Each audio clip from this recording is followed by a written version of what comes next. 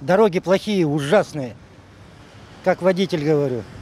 Качество дорог ужасное, честно сказать. Вот мы едем.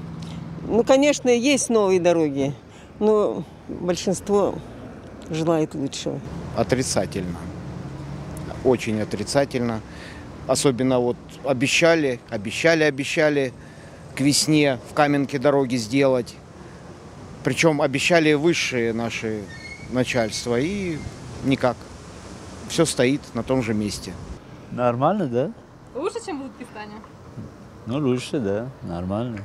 Я лучше воздержусь, пожалуй. Как мне оценить?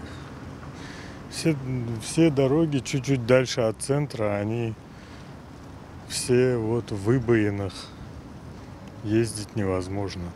Особенно в татарских поселках все дороги, дорог нет, можно сказать. Да, как в Европе дороги. Среднее что-то.